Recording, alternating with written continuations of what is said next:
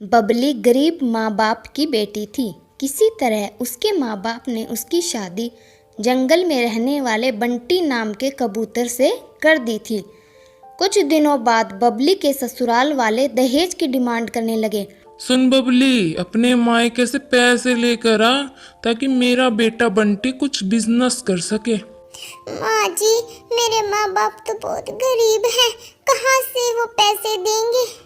मैं कुछ नहीं जानती। अगर तुझे इस घर में रहना है तो अपने मायके से जाकर पैसे लेकर आ।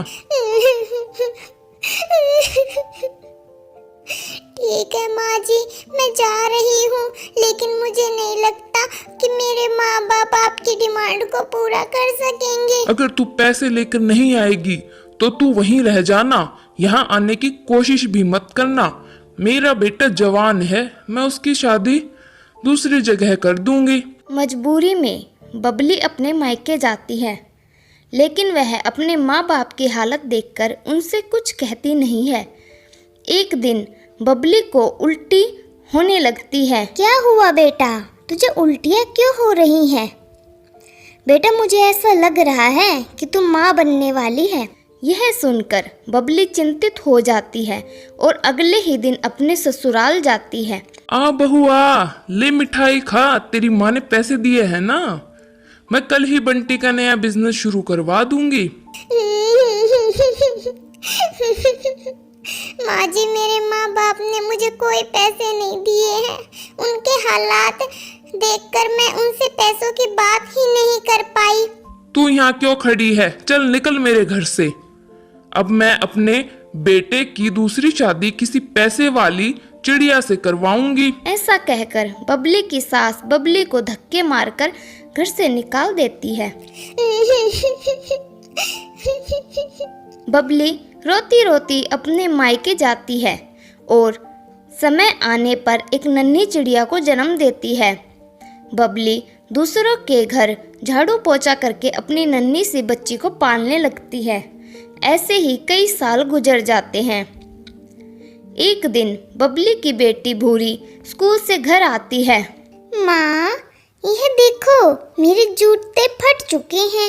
मेरी सहेलियाँ मेरा मजाक उड़ाती है।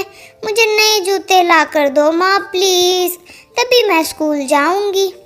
ठीक है बेटा, मैं ला दूंगी, लेकिन 1-2 दिन रुक जा तू। जैसे ही महीने की सैलरी मिलेगी, मैं तुझे नए जूते खरीद कर ला दूंगी। ठीक है माँ, 2 दिनों तक इंतजार कर लूंगी। अगर आप मेरे नए जूते नहीं लाए तो मैं स्कूल नहीं जाऊंगी। 2 दिन बाद जब बबली भूरी के लिए नए जूते खरीद कर लाती है, भूरी उसे देखकर खुश हो जाती है। वाह माँ, यह जूते तो बहुत खूबसूरत हैं। मैं अपनी सहेलियों को दिखा कर आती हूँ। इसी तरह समय गुजरने लगता है। भूरी बड़ी हो जाती है। बबली को भूरी की शादी की चिंता सताने लगती है।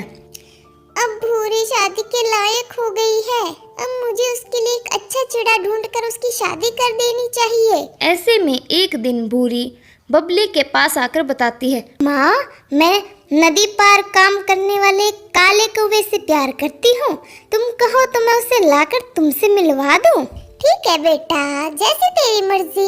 अगर तू उस काले कौवे के साथ खुश है तो मैं भी खुश हूँ। भूरी काले कौवे को बबली से मिलवाती है। जल्दी से दोनों की शादी की तारीख पक्की हो जाती है।